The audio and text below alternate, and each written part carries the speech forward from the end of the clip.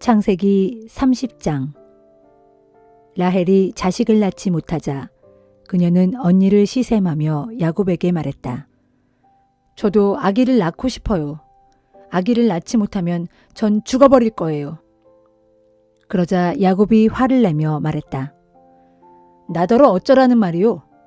아기를 낳지 못하게 하시는 분은 하나님 아니시오. 나더러 하나님 역할이라도 하라는 말이요. 라헬이 말했다. 제 몸종 비라와 잠자리를 가지도록 하세요. 비라가 아기를 낳아 내게 안겨줄 거예요. 그렇게라도 혈통을 이어가야지요. 라헬은 자기 몸종 비라를 남편에게 소실로 주었다. 야곱이 비라와 잠자리를 가지니 비라가 임신하여 아들을 낳았다. 라헬이 말했다. 하나님께서 내 속사정을 아시는구나. 내 호소를 들으시고 나에게 아들을 주셨구나. 그러면서 라헬은 아기 이름을 단이라고 지었다. 라헬의 몸종 비라가 또 임신하여 두 번째로 야곱의 아들을 낳았다. 라헬이 말했다. 내가 언니와 격렬한 몸싸움을 벌여 마침내 이겼다. 그러면서 라헬은 아기 이름을 납달리라고 지었다. 한편 레아는 자기가 더는 아기를 가질 수 없다는 것을 알고 자기 몸종 실바를 야곱에게 주어 소실로 맞게 했다. 레아의 몸종 실바도 야곱의 아들을 낳았다. 레아는 말했다. 나는 참 복도 많아. 그러면서 레아는 아기 이름을 가시라고 지었다. 레아의 몸종 실바가 또 야곱의 아들을 낳자 레아가 말했다. 나처럼 행복한 여자가 있을까?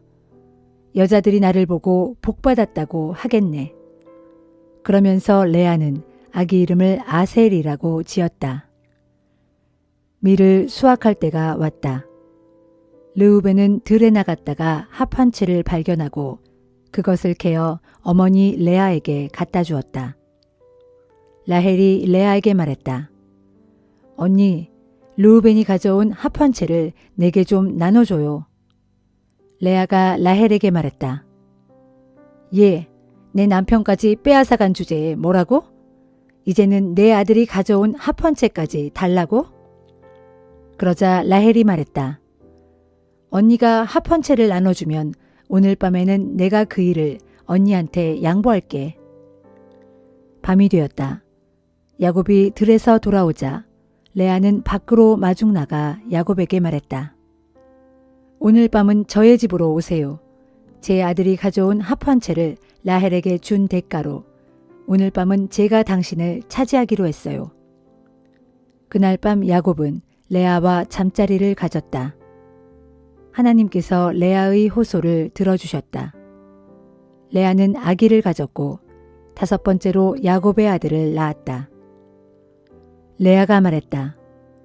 내가 내 몸종을 남편에게 주었더니 하나님께서 내게 그 보답을 해주셨구나. 그러면서 레아는 아기 이름을 이사갈이라 지었다. 레아가 또 아기를 가져 여섯 번째로 야곱의 아들을 낳았다. 레아가 말했다. 하나님께서 내게 귀한 선물을 주셨구나. 내가 남편에게 아들을 6씩이나 낳아주었으니 이제는 내 남편도 나를 잘 대해주겠지. 그러면서 레아는 아기 이름을 스불론이라고 지었다. 얼마 뒤 레아는 딸을 낳고는 이름을 디나라고 지었다. 하나님께서는 라헬도 잊지 않고 돌보아 주셨다. 하나님께서는 라헬의 호소를 들으시고 그녀의 태를 열어주셨다. 라헬이 임신하여 아들을 낳고 말했다. 하나님께서 나의 수치를 벗겨주셨구나. 그러면서 라헬은 아기 이름을 요셉이라고 지었다. 라헬이 말했다. 주께서 아들 하나를 더 주신다면 얼마나 좋으랴. 라헬이 요셉을 낳은 후 야곱이 라반에게 말했다. 저는 그동안 장인어른을 위해 일해왔습니다. 이제는 저를 고향으로 돌아가게 해주세요. 아내들과 자식들도 함께 데려가겠습니다. 제가 그동안 장인어른을 위해 얼마나 열심히 일했는지는 어르신께서도 잘 아실 거예요. 라반이 말했다. 자네만 좋다면 여기에 더 머물러 주었으면 하네.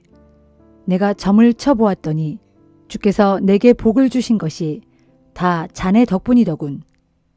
라반이 덧붙였다. 내가 품삯으로 자네에게 얼마를 주어야 할지 말해보게. 내가 그 품삯을 지불하도록 하겠네. 야곱이 말했다. 그동안 제가 얼마나 열심히 장인어른의 일을 했으며 또 장인어른의 가축을 얼마나 잘 보살폈습니까?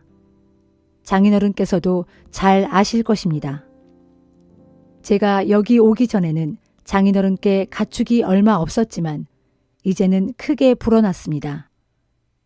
제가 온 뒤로 주께서 장인어른께 복을 내려주신 것입니다. 이제는 저도 제 가정을 위하여 일할 때가 되지 않았습니까? 라반이 말했다. 그러면 내가 자네에게 어떻게 해주었으면 좋겠나? 야곱이 대답했다. 저는 아무것도 바라지 않습니다. 저를 위해 한 가지만 허락해 주신다면 제가 다시 장인어른의 가축대를 먹이고 돌보겠습니다. 제가 오늘 장인어른의 가축대를 살펴보고 그 가운데 점이 있거나 얼룩무늬가 있는 양, 검은 새끼 양, 그리고 점이 있거나 얼룩무늬가 있는 염소를 가려낼 테니 앞으로 그런 것들이 나오면 장인어른께서 그것들을 제 품삯으로 주십시오. 나중에 장인어른께서 확인해 보시면 제가 얼마나 정직한지 아실 것입니다. 제가 차지한 목 가운데 점이 없거나 얼룩무늬가 없는 염소가 있거나 검지 않은 새끼 양이 있으면 그것들은 모두 장인어른의 가축대 중에서 제가 훔친 것이라고 해도 좋습니다. 라반이 말했다. 좋네. 자네 말대로 하세. 그날로 라반은 수렴소 가운데서 얼룩무늬 있는 것과 점이 있는 것, 암염소 가운데서도 얼룩무늬 있는 것과 점 있는 것, 또 모든 검은 양을 모두 가려내어 그것들을 자기 아들들에게 주었다. 또 라반은 야곱이 있는 곳을 자기가 있는 데서 사흘길쯤 떨어지게 하고 자기 가축대 중 나머지를 야곱에게 먹이게 했다. 야곱은 미루나무와 감복숭아 나무와 플라타너스의 푸른 가지들을 꺾은 후 그것들의 껍질을 여기저기 벗겨내어 흰 줄무늬가 있는 막대를 만들었다. 야곱은 그 막대들을 양에게 물을 먹이는 구유 안에 세워놓았다. 양들이 물을 먹으러 와서 야곱이 껍질을 벗겨낸 나뭇가지들을 보면서 교미를 하곤 했다. 그 나뭇가지 앞에서 새끼를 뺀 가축들은 모두 점이 있거나 얼룩무늬가 있는 새끼를 낳았다. 야곱은 그렇게 태어난 새끼 양들을 따로 구분해 놓았다. 라반의 가축과 섞이지 않도록 야곱은 얼룩무늬가 있는 새끼 양과 점 있는 새끼 양을 따로 떼어 놓았다. 튼튼한 가축들이 교미를 할 때면 야곱은 가축들이 쉽게 볼 수 있도록 껍질을 벗긴 나뭇가지를 구유 안에 가져다 놓았다. 그러나 허약한 가축들이 교미를 할 때면 껍질 벗긴 그 나뭇가지를 갖다 놓지 않았다. 이렇게 하여 허약한 것들은 라반의 소유가 되었고 튼튼한 것들은 야곱의 소유가 되었다. 야곱은 큰 부자가 되었다. 가축대뿐만 아니라 많은 남녀 종들을 거느리고 수많은 낙타와 나귀를 소유하게 되었다.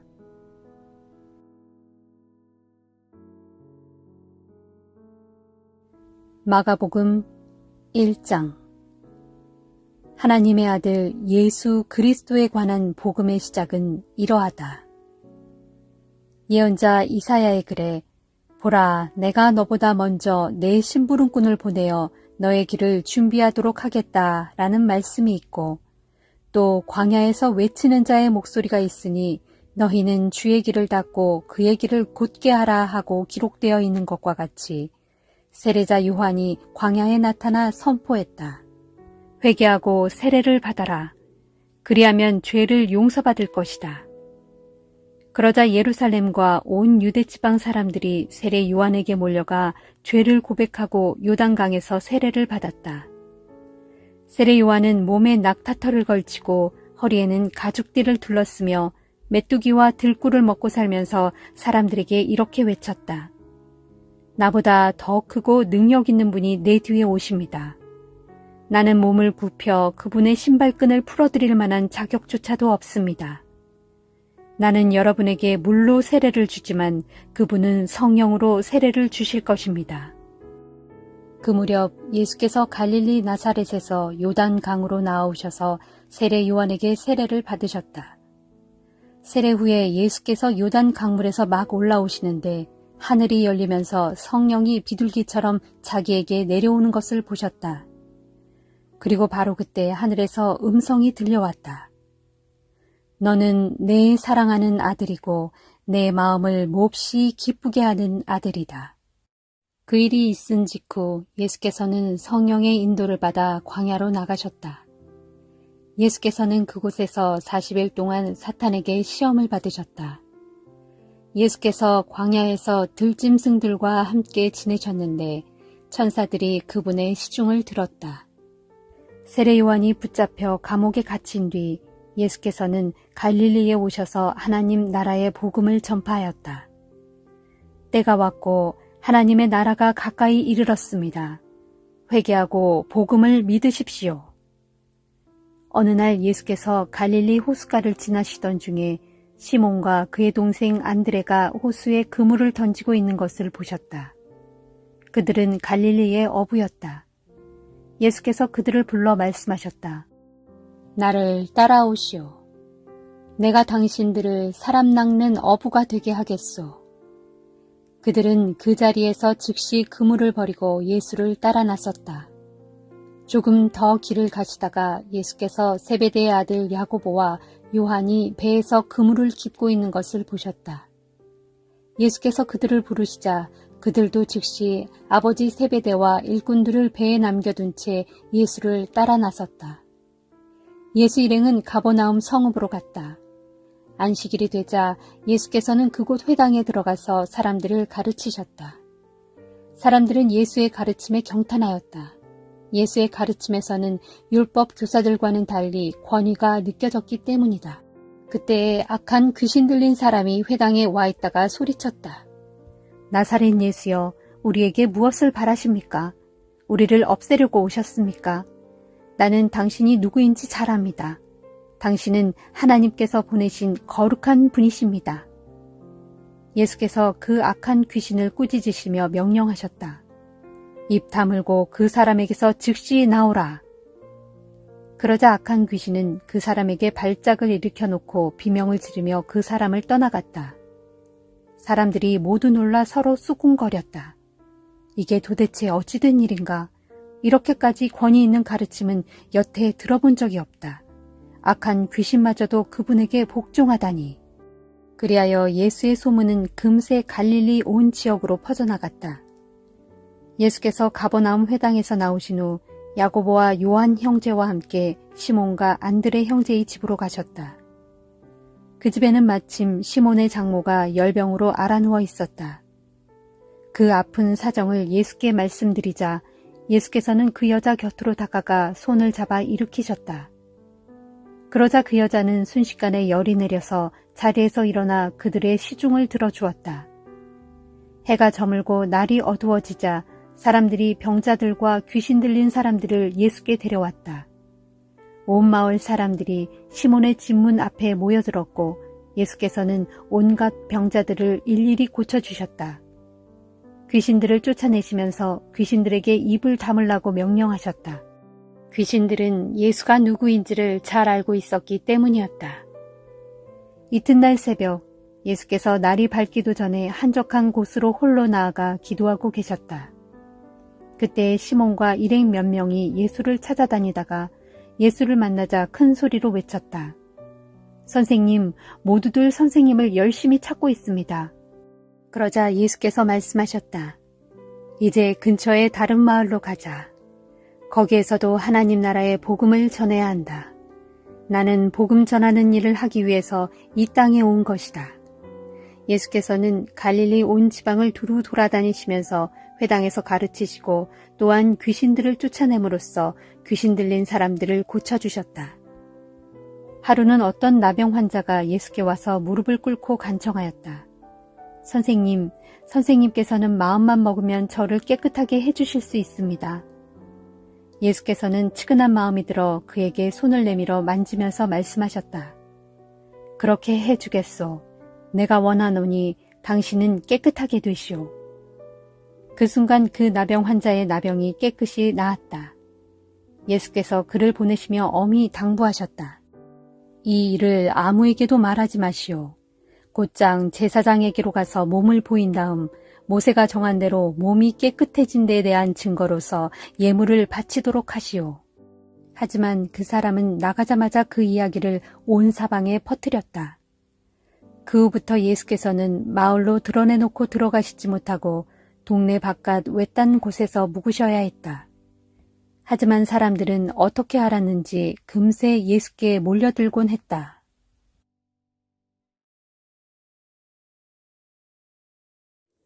에스더 6장. 그날 밤 아하수에로 왕은 도무지 잠을 이룰 수 없었다. 그래서 왕은 자신의 통치를 기록해 놓은 궁중실록을 가져와 자기 앞에서 읽게 했다. 그런데 궁중실록을 읽어가던 중 대궐문을 지키던 왕의 두넷이 빅다나와 데레스가 아하수에로 왕을 암살하려고 음모를 꾸민 일을 모르드게가 알고서 그 사실을 고발했다는 내용에 이르렀다. 그때 왕이 신하들에게 물었다. 그 공로로 인해 모르드게에게 무슨 상금이나 관직을 내려주었느냐? 신하들이 대답했다. 그에게 아무런 상도 내린 일이 없습니다. 왕이 다시 물었다. 누가 궁궐들에 있느냐? 바로 그 순간 하만이 궁궐의 바깥들에 막 들어서고 있었다. 하만은 자기가 세운 장대에 모르드게를 매달기 위해 왕의 허락을 받으려고 일찍 궁궐로 들어오던 중이었다. 왕의 신하들이 대답했다. 하만이 지금 뜰에 서 있습니다. 그러자 왕이 명령했다. 하만을 들여보내라. 하만이 들어오자 왕이 물었다. 내가 특별히 영예를 베풀고 싶은 사람이 있는데 그 사람에게 어떻게 해주면 좋겠소?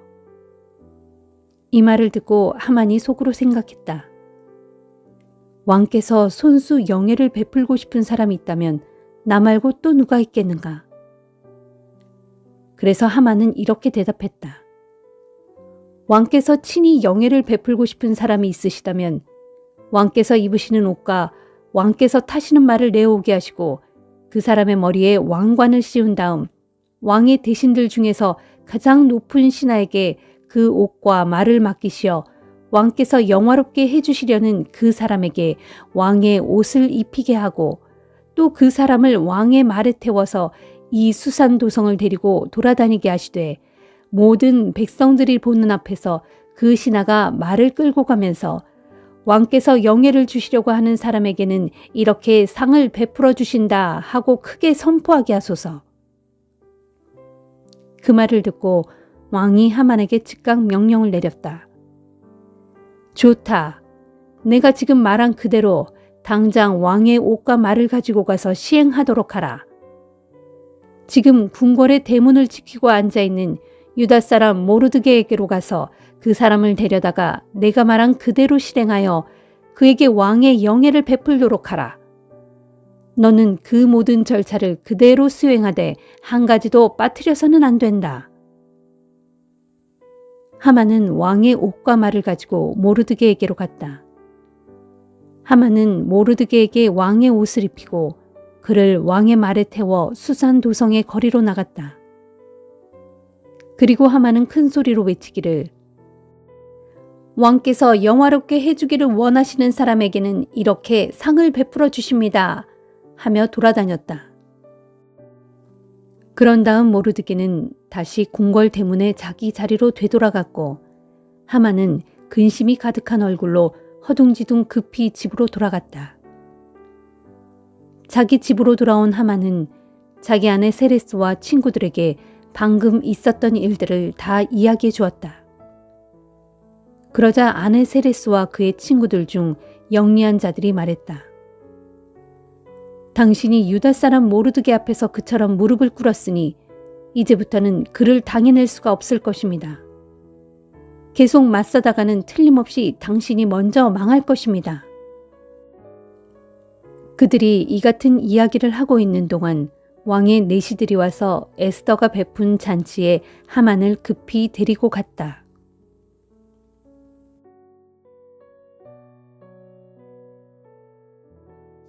로마서 1장.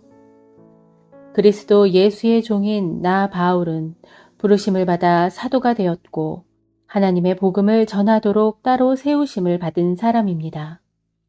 이 복음은 하나님께서 예언자들을 통해 성경에 미리 약속하신 것으로서 하나님의 아들이신 우리 주 예수 그리스도에 관한 소식입니다. 그분은 인간의 몸으로는 다윗의 후손으로 태어나셨고 거룩한 영으로는 죽은 자들 가운데서 부활하심으로써 능력 있는 하나님의 아들로 인정되신 분입니다. 우리는 그분을 통하여 오직 은혜로 사도의 직분을 받았는데 그것은 우리가 그분의 이름을 널리 전함으로써 모든 나라의 사람들이 그분을 믿고 그분께 순종하도록 하려는 것입니다. 여러분도 그들 가운데서 부르심을 받아 오늘날 예수 그리스도께 속한 사람들이 되었습니다.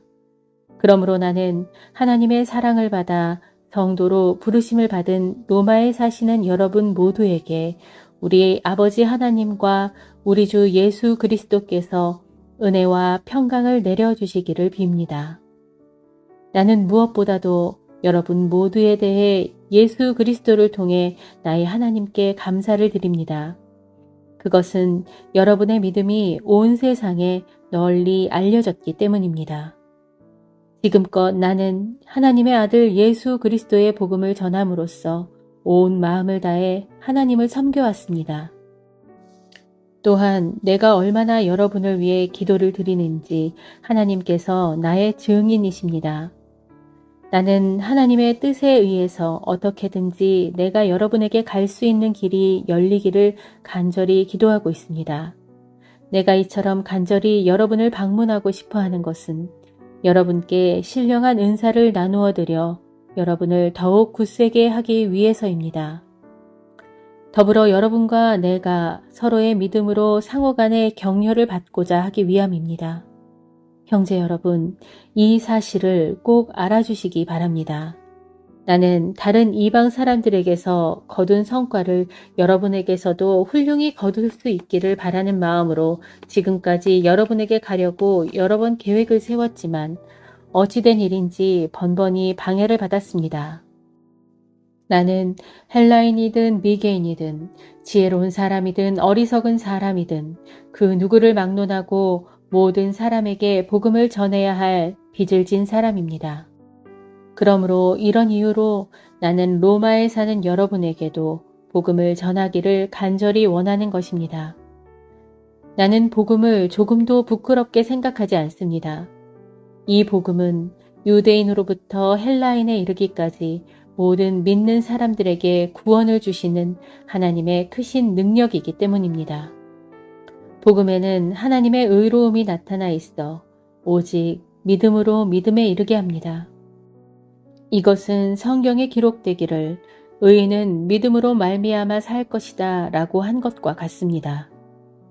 하나님께서는 진리를 가로막는 인간들의 모든 불경함과 불의함에 대해 하늘에서 진노하십니다. 그것은 하나님을 알만한 것들이 그들 가운데 분명히 드러나 있기 때문입니다. 그렇습니다. 하나님께서는 자신에 대해 알만한 것들을 사람들에게 밝히 내려다 보이셨습니다. 세상이 창조된 이후로 하나님의 보이지 않는 성품, 곧 하나님의 영원하신 권능과 신성은 그분이 지으신 만물 가운데 분명히 나타나 있으므로 사람이 그것을 보고 충분히 깨닫고 알 수 있도록 되어 있습니다. 그러므로 사람들은 하나님을 몰랐다고 핑계를 댈 수 없습니다. 이렇게 사람들은 하나님을 알면서도 하나님을 영화롭게 하지도 않았고 그분께 감사를 드리지도 않았습니다. 오히려 헛되고 쓸모없는 생각들만 품어 그들의 미련한 마음은 진리의 빛을 잃고 어두워져 버렸습니다.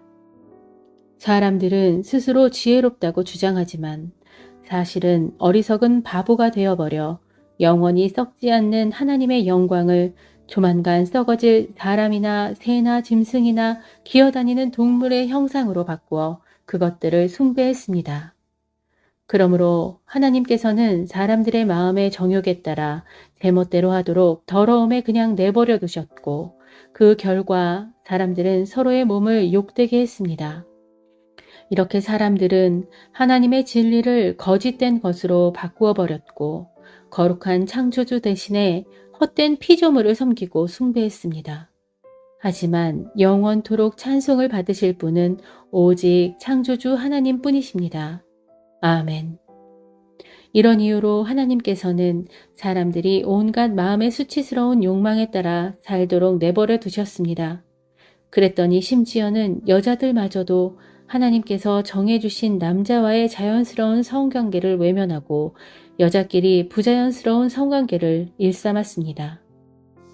이와 같이 남자들 또한 여자와의 정상적인 성관계를 외면하고 서로 욕정에 불타서 남자가 남자와 더불어 동성끼리 부끄러운 짓을 했습니다. 그래서 그들은 자신들의 타락한 행위에 대해 스스로 마땅한 징벌을 받았습니다. 더욱이 사람들이 자신들의 마음에 하나님 모시기를 아주 싫어하므로 하나님께서는 사람들의 그런 타락한 마음을 그대로 내버려 두셔서 그들이 해서는 안 될 못된 짓들을 하도록 놓아두셨습니다. 그 결과를 보십시오. 사람들은 온갖 불의와 악행과 탐욕과 악의로 가득 차 있으며 또한 질투와 살인과 분쟁과 사기와 악독으로 가득 차 버렸습니다. 게다가 그들은 험담을 하고 중상모략을 일삼으며 하나님을 미워하고 건방지게 행동하며 교만을 부리고 자랑을 떠버리며 악한 일을 꾸미고 부모에게 대듭니다. 또 그들은 분별력이 없고 신의가 없으며 인정도 없고 자비심도 없습니다. 그들은 이런 짓을 행하는 자는 죽어 마땅하다는 하나님의 공의로운 법도를 잘 알면서도 돌이키지 않고 그런 짓을 스스로 계속할 뿐만 아니라 그런 짓을 행하는 사람들을 잘한다고 부추기기까지 합니다.